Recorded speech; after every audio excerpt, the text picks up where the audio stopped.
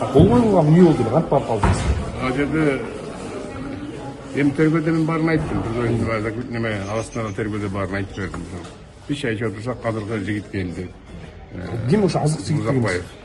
Келип анан ошол катты көрсөттүм, момундай болуп атат. Ошол кезде силер деле жазып аттыңар го социалдык сеттерде. Президенттин сроку өтүп кетти, нелегитимдүү болуп калды деп бирөө айтат, бирөө айтат да жөн легитимдүү дейт, бирөө айтат конституцияга кайрыш керек дейт. Ошондой талкуу жүрүп атканда, биздин мамлекеттин жараныбыз да бизге дагы кызык да ошол. Анан конституциялык сотко кайрылып, маселени чечиш керек дегендей маселе көтөргөндүктөн болду деп кол коюп бердик. Ал эч кандай кирим болчу, эмне барам. Анан кийин ал уголовный ишке айланып кетти. Мен билбейт экенмин. Ал жанагы кийин чыкты, жогорку кеңештин депутаттарынын арасында интрига бар экен деп атат. Шектине кандай экенин. Мен дешим.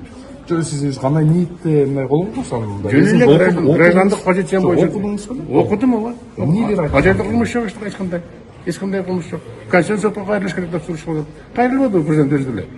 Кайрылып чечтик, ал жерде эмне кылмыш бар? Эми сот бийлиги көз карандысыз бийликтин бир бутагы да.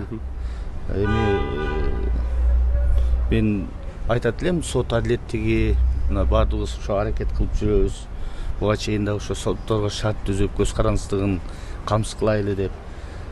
Мен ойлойм, эми кандай чечим болгондо дагы биринчи кезекте ошо сот бийлигинин аракетине, адилеттигине жараша болот деп. Сот бийлиги көз карандысыз болуш керек. Бул убакка чейин мисалы сиз деле бийликтин бир чоң бутагын жетектеп турдуңуз, анан сиз деле ушул аракет кылып жакшы болсун деген бир аракеттер болгон да.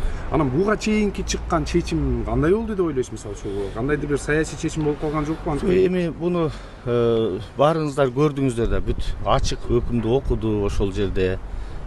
Биз ошол өкүмгө макул болбогон үчүн мына шаардык сотко апелляция кылдык.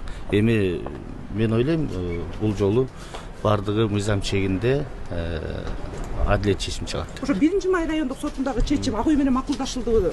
Жок, мен эмнеге макулдашат эле? Силер мисалы баары ачык өтсүн деп аттыңыздар да, бирок азыр сот жабык өтсүн деп атасыздар. Эмне үчүн жабык өтсүн деп атасыздар? Эми бул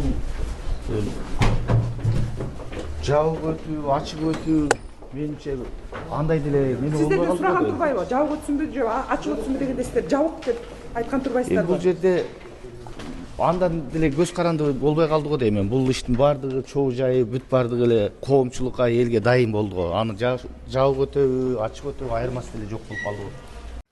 Учкунбек каналында биринчи жолу болуп жаткан болсоңуз, каналга катталып, лайк басып, ой пикир калтырууну унутпаңыз.